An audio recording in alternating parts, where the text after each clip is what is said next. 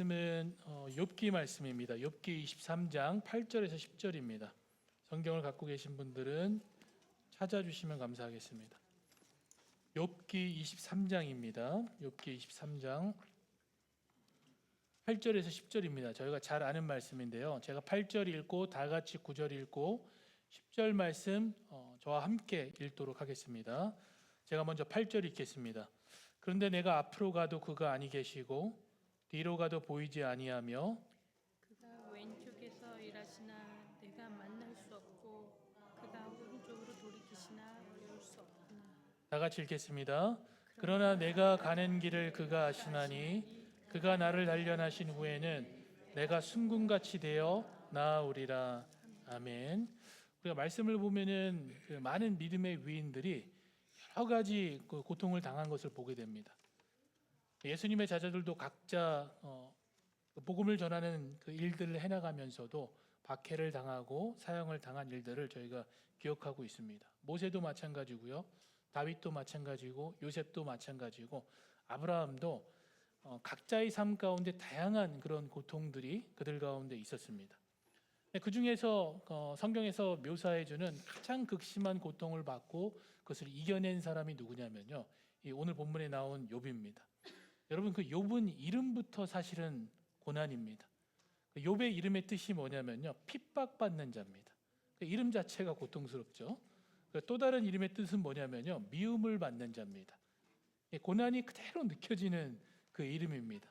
그래서 아랍어로 이거를 저희가 그 뜻을 보면요, 어떤 뜻이 있냐면요, 돌이키다, 뉘우치다라는 뜻을 가지고 있는 게 이 욥이라는 이름의 뜻입니다.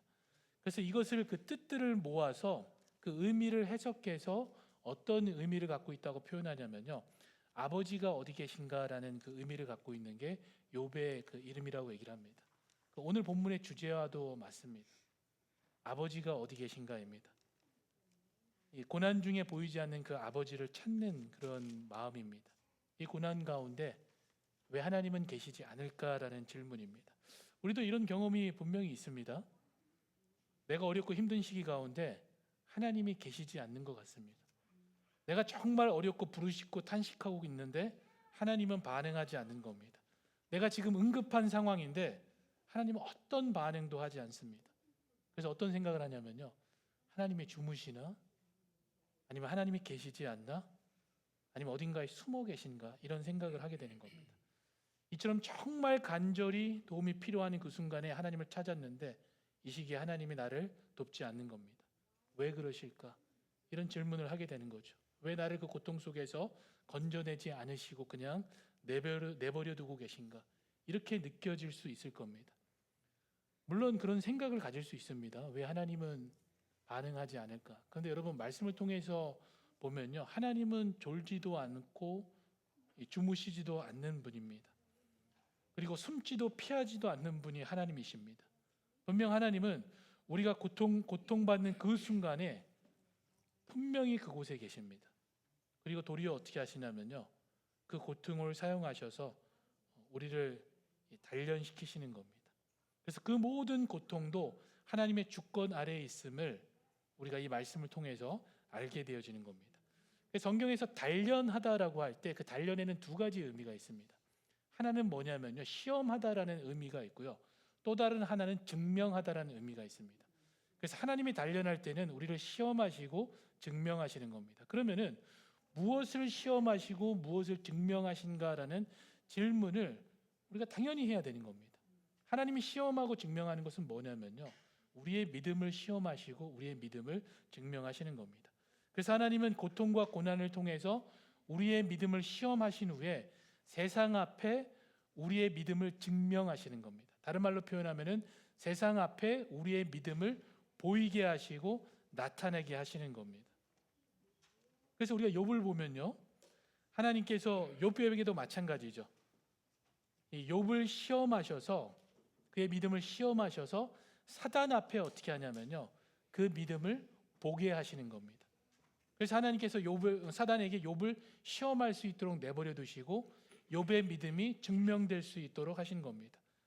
그래서 이 구체적으로 하나님이 욥을 단련시키는 방법은 뭐였냐면요, 고난입니다. 고통을 통해서 하나님께서는 욥을 단련시킨 겁니다. 그래서 한마디로 하면은 그 욥에게 있는 모든 것을 어떻게 하셨냐면요, 박탈시키셨습니다. 모든 것을 빼앗으신 겁니다. 이 박탈은요, 정신적인 박탈감과 육체적인 실제적인 박탈감 두 가지가 동시에 같이 있는 겁니다. 성경에서 그 욥이 당한 그런 박탈감이죠, 그 빼앗긴 것을 총 넓게 7가지 정도로 얘기를 합니다. 어떤 거냐면요, 자신의 소유들, 그리고 자녀들, 사랑하는 아내, 그리고 건강, 친구, 그리고 사회적 지위와 존경, 그리고 하나님까지도 빼앗기고 박탈당했다라고 표현을 합니다. 여러분, 말씀을 보면은 그 욥을 소개해 나가는데요, 이 욥의 재산을 가장 먼저 언급을 합니다. 왜냐하면 이것이 박탈당하기 때문에 그렇습니다. 빼앗기기 때문에. 어느 정도 소유하고 있었냐면요, 소가 1,000마리고 암나귀가 500마리 있었습니다. 그리고 7,000마리의 양이 있었다고 얘기를 하고요. 재밌는 표현이죠. 300마리의 값진이라고 표현하고 있습니다. 값진 낙타를 소유하고 있었다고 합니다. 무엇을 알게 해주냐면요, 이 욥이 얼마나 풍성했는지를 보여주는 겁니다. 그런데 그 모든 것이 어떻게 되냐면요, 빼앗겨 버립니다. 그리고 자녀가 10명이 있었는데 다 죽게 됩니다. 그리고 사랑하는 아내죠, 사랑하는 아내는 자신을 버리고 떠나갑니다. 사회적 지위죠, 자기가 가지고 있었던 사회적 지위도 모든 사람들로 하여금 인정받지 못하게 됩니다. 그리고 자신에게 있어서 가장 좋았던 친구들이 있었는데 그 친구들이 이제는 어떻게 되냐면요, 자신을 가장 괴롭히는 존재로 그 옆에 있게 되어집니다. 그리고 가장 견딜 수 없는 게 뭐냐면요, 늘 자신과 함께 있었던 그 하나님이 자신의 삶 가운데 보이지 않는 겁니다. 욥은 하나님의 부재를 느끼고 있었던 겁니다. 이 말씀을 보면은 욥을 어떤 사람이라고 표현하냐면요, 그와 같이 순전하고 정직하여서 하나님을 경외하며 악에서 떠난 자가 세상에 없다고 표현했습니다. 하나님을 경외하는 자였기 때문에 스스로 하나님과 함께하는 그 삶을 늘 살았는데, 욥이 어떤 마음을 느꼈냐면요, 하나님이 자기 주변에 계시지 않는, 그리고 고통 가운데 잠잠하신 그 하나님을 느꼈던 겁니다. 모든 것이 빼앗기지는 그 순간에 간절히 하나님을 찾았는데 반응하지 않으신 겁니다. 그래서 한마디로 욥이 그려주는 그 그림은 뭐냐면요, 우리 인생 가운데에 우리가 소유하고 있는 모든 것들을 빼앗기는데 그것도 한 번에 몰아치면서 모든 것을 다 빼앗긴 겁니다. 그래서 여러분이 겪을 수 있는 그 고통의 최상의 것을 이 욥이 한순간에 다 겪고 있는 것을 그려주는 겁니다. 그럼 욥이 이 고통 가운데서, 하나님의 단련 가운데서 어떻게 이겨낼 수 있었을까요? 성경이 이야기해 주는 단어는 딱 한 단어입니다. 인내라는 단어입니다. 욥은 이 고통 가운데, 이 단련 가운데 인내함으로 이 시간을 이겨냈다라고 성경이 그려줍니다. 그래서 야고보도 뭐라고 표현하냐면요, 그의 인내를 본받으라고 이야기를 했습니다. 근데 여기서 말하는 인내는 무조건 참으라 이런 인내가 아닙니다. 여기서 말하는 인내는 뭐냐면요, 소망 가운데 있는 하나님을 향한 확실한 신뢰를 표현하는 겁니다. 여러분, 말씀에서 인내는 뭐냐면요, 칭찬받는 덕목 중에 하나입니다. 그리고 성령의 열매 중에 하나가 뭐냐면은 인내라고 되어져 있습니다. 그래서 인내라는 것은요, 소극적인 태도를 이야기하는 게 아닙니다. 마치 그냥 참고 앉아 있는 그런 소극적인 태도가 아니라 굉장히 적극적인 태도입니다. 그래서 바울은 인내를 경주하는 모습으로 그려주고 있습니다. 그럼 경주하는 사람이 소극적일 수 있나요? 경쟁하기 때문에 소극적일 수가 없는 겁니다. 우리가 지금 이제 파리 올림픽을 저희가 보고 있잖아요. 파리 올림픽을 볼 때 금메달 딴 사람들만 영광스러운 게 아니고요, 예선전에 탈락한 사람들에게도 우리가 박수를 치는 이유가 뭐냐면요, 그동안 본인들이 연습했던 모든 것을 그 경기장에 쏟아부었기 때문에 그들이 졌을 때도 우리는 박수를 치는 겁니다. 그 감동 때문에. 마찬가지죠. 모든 경기하는 사람들이 최선을 다해서 모든 것을 쏟아내는 것처럼 인내는 그냥 견디는 게 아닙니다. 적극적으로, 그리고 이 경기하는 사람처럼 버텨내는, 그리고 견뎌내는 것이 바로 인내라고 되어 있습니다. 그런데 여기에 포함된 게 뭐냐면요, 말씀에서 인내는 그냥 견디는 것이 아니고요, 하나님의 약속의 성취를 소망하면서 그것을 신뢰함으로 견디는 것이 뭐냐면요, 인내가 되어지는 겁니다. 그래서 인내는 하나님을 향한 신뢰가 포함되어져 있습니다. 예, 욥 역시 마찬가지죠. 오늘 본문에 나오는 욥도 이 고난 속에서 본인이 필요했던 것이 뭐냐면은 이와 같은 인내로 이겨낸 겁니다. 저희도 마찬가지죠. 여러분의 고난 속에서 여러분에게 필요한 게 뭐냐면 인내입니다. 그리고 다시 오실 예수 그리스도를 기다리면서 우리에게 필요한 게 뭐냐면요, 인내입니다. 무조건 참는 게 아니죠. 하나님을 향한 신뢰를 가지고 견디는 겁니다. 지금 사실 욥은 더 이상 견딜 수 없는 그런 상황입니다. 그러니까 모든 면에서 좋아지는 것이 아니고요, 더 악화되어지는 그런 상황입니다. 그리고 분명히 더 악화될 것을 예상할 수 있는 그런 상황입니다. 소망이 없는 그런 상황이죠. 그런데 믿었던 친구는 이렇게 힘든 시간에 찾아와서 위로한다는 말이 뭐냐면요, 조언하고 위로한다는 말이 오히려 저주하고 정죄하는 말입니다. 그러니까 오늘 본문이 세 번째 대화인데요, 친구들과의. 엘리바스라는 친구가 찾아와서 욥한테 뭐라고 얘기를 했냐면요, 하나님을 믿으라고 그랬습니다. 하나님을 믿고 하나님을 찾으라고 얘기를 하는 겁니다. 아까 말씀드린 것처럼 성경에서 표현하는 욥은 어떤 사람이었냐면요, 욥기 1장을 다시 한번 보면요, 욥에 대해서 두 가지로 표현해 줍니다. 하나는 우수 땅에 있는 욥이라 불리는 사람이 있었는데 그 사람은 온전하고 정직하여 하나님을 경외하며 악에서 떠난 자라고 얘기를 합니다.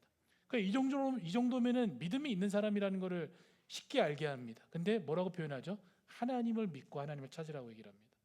그리고 욥이 사회적 지위가 있었습니다. 3절에 보면요, 이 사람은 동방 사람 중에 가장 훌륭한 자라고 했습니다. 그렇다면 하나님 앞에서도 신실한 사람이었고 사람들 앞에서도 그 신실함이 나타났던 그 사람인데 가장 가까운 친구가 뭐라고 얘기를 하죠? 하나님을 믿으라고 얘기를 하는 겁니다. 그 말은 뭐냐면요, 그동안의 너의 신앙은 다 헛것이었다는 겁니다. 너의 지혜와 너의 믿음은 다 잘못된 것이기 때문에 회개하고 그 교만함 내려놓고 하나님을 믿으라고 얘기를 하는 겁니다. 조언처럼 들려지지만 사실 이거는 조언이 아니라 뭐죠? 오히려 저주하는 겁니다. 그리고 하나님과의 끊어진 관계를 오히려 표현하는 거죠. 그리고 욥의 모습들이, 그동안의 모습들이 다 거짓이었다라고, 외식하는 모습이었다고 이야기를 하는 겁니다.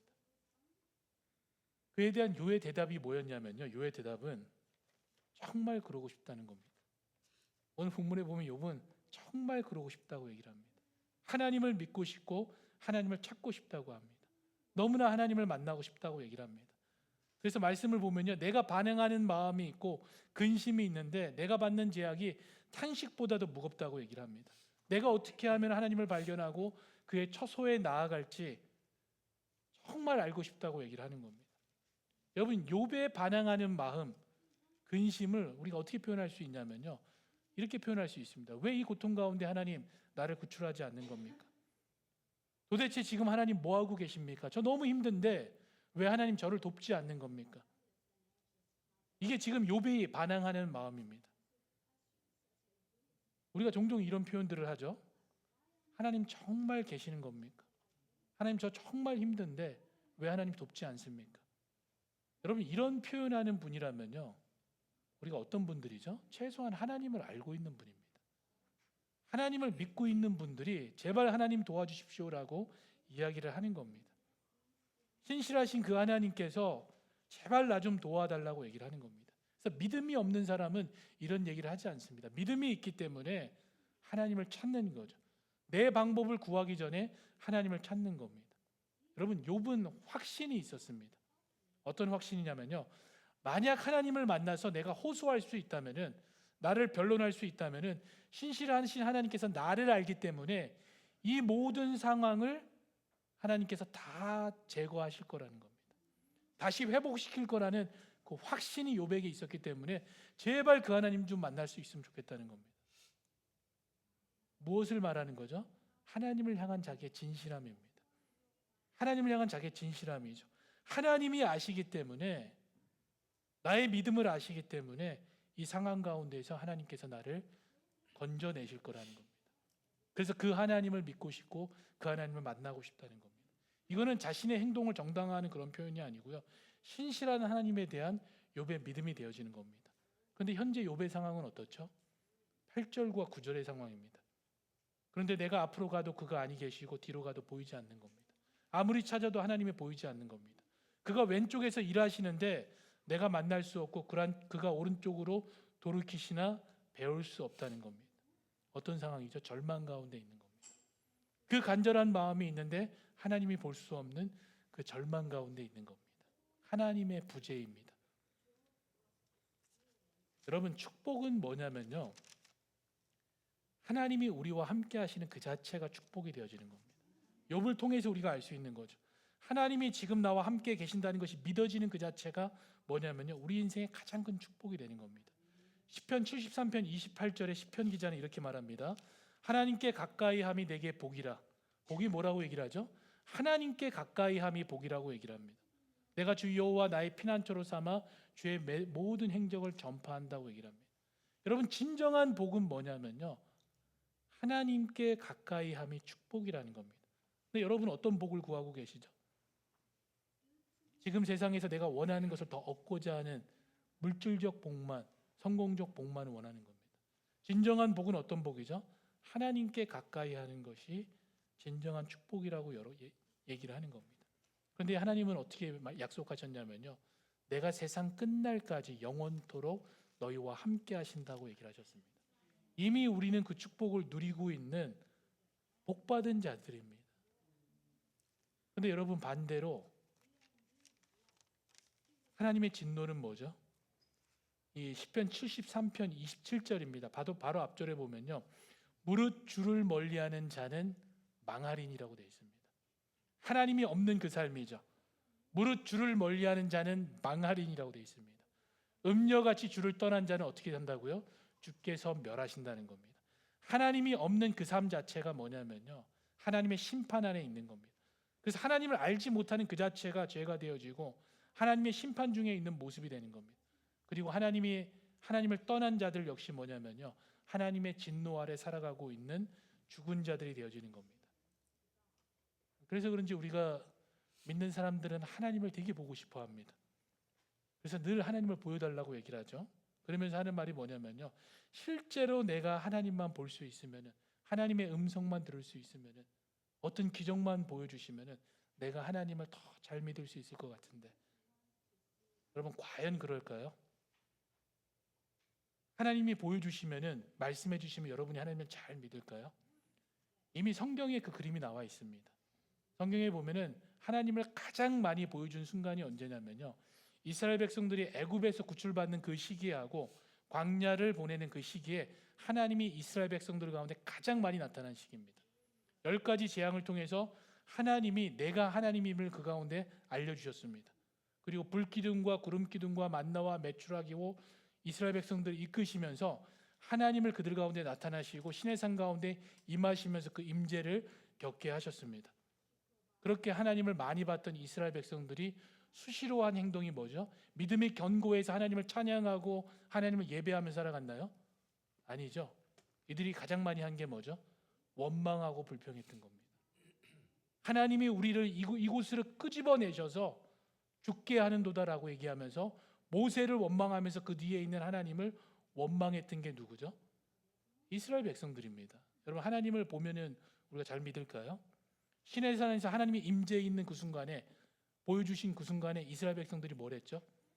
자신들을 위한 우상을 만들었습니다. 금송아지를 만들었죠. 그런데도 우리가 하나님을 믿으면은, 보여주시면은 잘 믿겠습니다라고 이야기할 수 있나요? 아니죠. 하나님을 보여주시면요, 우리는 뭘 하냐면요, 우리를 위한 또 다른 바벨탑을 쌓으며 그곳에서 왕노릇하려고 하는 게 바로 우리들의 모습이 되는 겁니다. 그래서 여러분, 신앙은요, 하나님이 보이지 않을 때 더 견고해지는 겁니다. 하나님이 보이지 않는 400년의 그 애굽 시간 동안에 이스라엘 백성들이 탄식하며 하나님을 찾게 되는 것처럼, 하나님이 일하시지 않는 것 같은 그 순간에, 하나님이 없다고 느껴지는 그 순간에 우리는 어떻게 되냐면요, 더욱 하나님을 간절히 찾게 되어지는 겁니다. 그래서 여러분, 하나님은 자신을 다 드러내지 않습니다. 하나님은 자신을 제한적으로 드러내시는 겁니다. 여러분, 말씀을 통해서 알게 되어진 하나님은요, 그 하나님의 작은 일부분밖에 안 됩니다. 물론 말씀을 통해서 우리는 구원에 이르기에 충분하고 온전케 되기에 충분합니다. 거기에는 부족함이 없습니다. 그런데 하나님 전부를 알 수 있는 것이 아닙니다. 우리는 그 하나님의 일부만을 제한적으로 계시된 말씀을 통해서 알게 되어지는 겁니다. 그래서 하나님께서 이 제한적으로 하나님을 드러내시면서 우리에게 뭘 하게 하는 거냐면요, 하나님의 부재 가운데 하나님을 더 찾게 하는 겁니다. 그리고 그 하나님을 의지하게 하고 그 하나님을 향한 믿음을 더욱더 견고하게 하시는 겁니다. 그래서 이 사실을 알기 때문에 욥이 이렇게 고백한 거죠. 10절 말씀, 오늘 본문 10절에 보면은 다 같이 한번 읽어보겠습니다. 오늘 본문 10절, 아시나니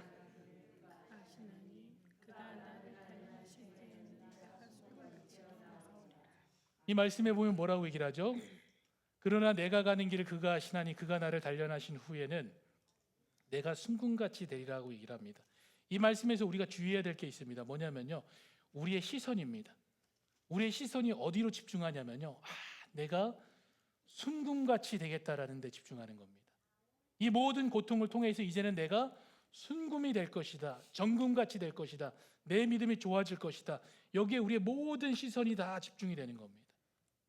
여러분, 우리의 믿음의 여정은요, 우리를 위한 것이 아닙니다. 우리의 믿음의 여정은 하나님을 위한 믿음의 여정입니다. 그래서 여기서 우리가 집중해야 될 것은 뭐냐면요, 하나님입니다. 그가 아시고 그가 단련시키는 것에 우리의 시선이 집중이 되는 겁니다. 그가 우리를 순금으로 만드시는 것에 집중해야 되는 겁니다. 여러분, 어떤 하나님을 알게 하시는 거죠? 신실하신 하나님을 알게 하시는 겁니다. 그의 구원의 계획을 성실하게 이루시는 그 하나님을 보게 해주는 겁니다. 그래서 우리를 단련시키기 위해서 하나님께서 하신 일이 뭐죠? 예수 그리스도를 이 땅 가운데 보내셔서 대신 십자가에서 죽게 하신 겁니다. 그 십자가 위에서 예수님께서 뭐라고 말씀하셨죠?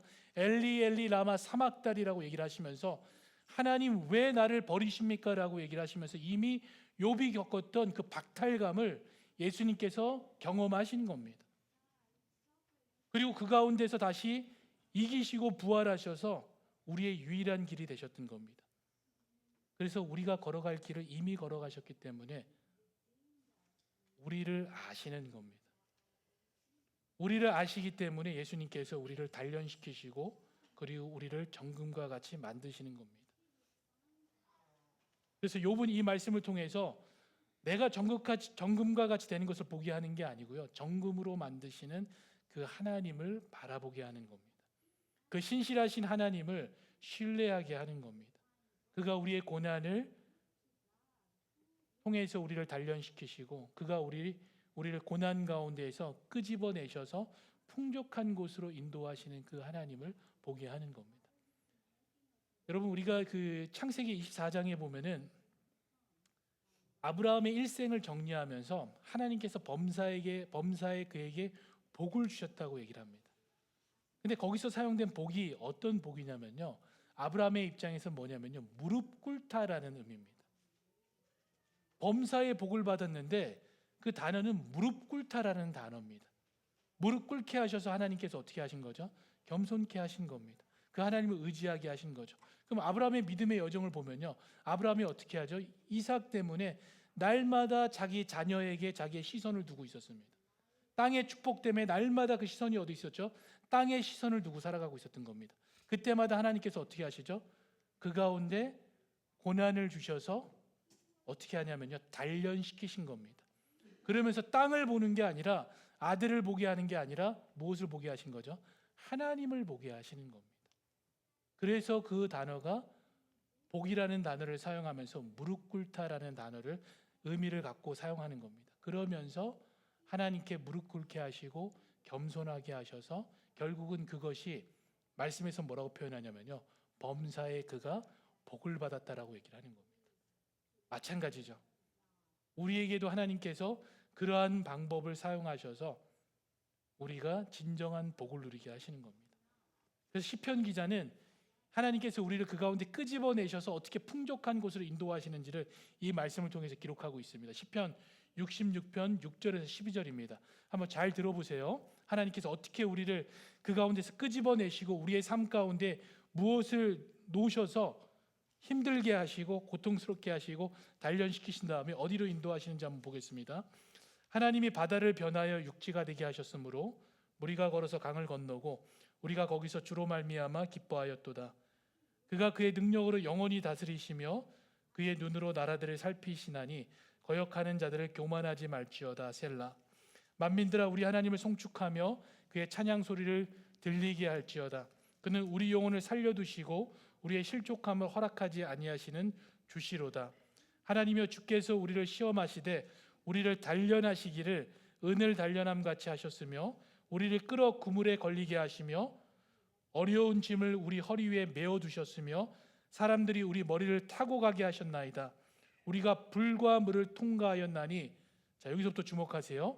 주께서 어떻게 하시죠? 우리를 끌어내사 어디로 인도하시죠? 풍부한 곳에 들이셨나이다라고 고백하는 겁니다. 하나님께서 우리의 인생 가운데 그물을 걸리게 하시고 어려운 짐을 허리에 메어 두시고 사람들이 우리 머리를 타게 하시고 불과 물을 통과하게 하시지만 결국 하나님께서 어떻게 하시죠? 그 가운데서 끌어내셔서 우리를 어디로 인도하시나요? 풍부한 곳으로 들이시는 겁니다. 이것이 우리가 가진 소망이고요. 이 하나님을 신뢰하게 하는 겁니다.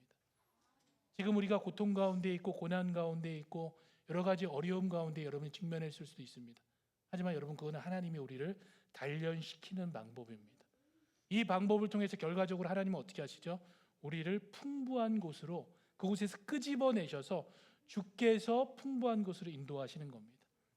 소망이죠. 그 소망을 가지고 있으면서 우리는 무엇을 해야 되는 거죠? 이 하나님을 신뢰해야 되는 겁니다. 그리고 그 가운데서 그 하나님을 신뢰함으로 우리는 인내하는 그 삶을 우리가 살아가는 겁니다. 그게 바로 참된 소망을 가지고 이 땅 가운데 살아가는 신실한 하나님의 신자들이 되어지는 겁니다. 그럼 이 삶을 살아가는 분들이 저와 여러분이 되기를 축복합니다. 우리 같이 기도하겠습니다. 하나님, 감사합니다. 하나님께서 우리를 단련시키시고 우리를 그곳에서 끄집어내셔서 바로 이 풍족한 곳으로 인도하심을 우리가 신뢰합니다. 하나님, 우리가 직면하고 있는 여러 가지 어려움 가운데에서 절망하지 않게 하시고 오히려 그 가운데 일하시는 그 하나님을 바라보게 하시며 그리고 우리를 끄집어내실 그 하나님을 신뢰함으로 도리어 하나님, 그 가운데서 주를 찬송할 수 있게 하시고 이미 주신 그 하나님의 축복을 누릴 수 있는 그 삶을 살아가게 하여 주시옵소서. 하나님, 우리 가운데 고난을 주시니 감사를 드립니다. 그리고 우리를 단련시키시니 하나님 감사를 드립니다. 결국 하나님께서 우리를 정금과 같이 순금으로 만드심에 하나님 감사를 드립니다. 예수 그리스도의 이름으로 기도드립니다. 아멘. 우리